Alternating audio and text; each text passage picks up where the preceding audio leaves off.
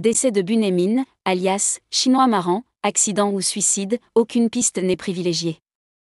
L'humoriste est décédé ce jeudi matin en tombant de la fenêtre de son appartement parisien, situé au 8e étage, dans le 17e arrondissement.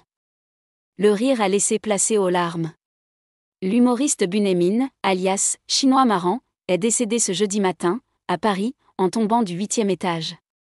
Une enquête en recherche des causes de la mort a été ouverte par le parquet de Paris.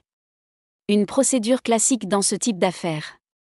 Accident ou suicide, pour l'heure aucune piste n'est privilégiée. 20 minutes fait le point. Une chute de 8 étages. Le drame s'est produit vers 8h30, dans le 17e arrondissement de Paris.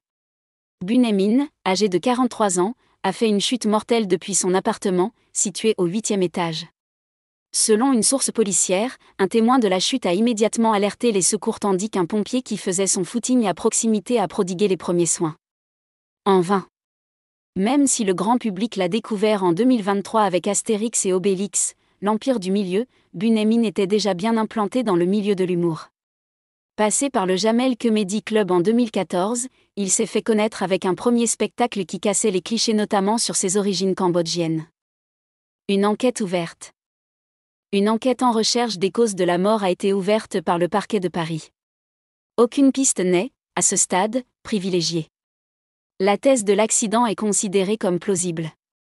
D'après les éléments en notre possession, c'est juste avant son départ, et en essayant de récupérer son téléphone tombé dans la gouttière de son balcon, que Bun a glissé et fait une chute de plusieurs étages, indique dans un communiqué son producteur.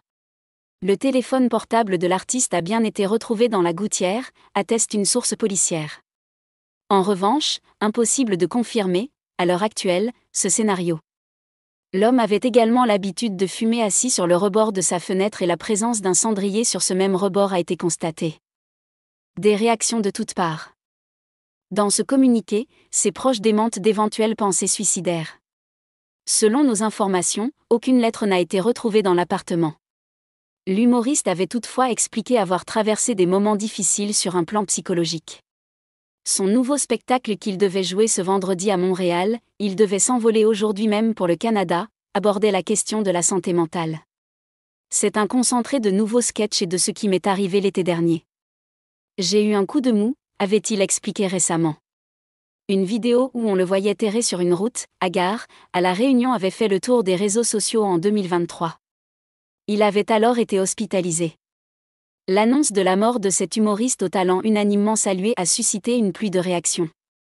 Sur Instagram, Éric Judor, de l'ex-duo Éric et Ramzy, a ainsi publié une photo de Bunyamin ponctuée de 3 cœurs noirs et de la phrase « Bisous, mon vieux ». Si triste. Paix à ton âme, a sobrement posté Gilles Lelouch.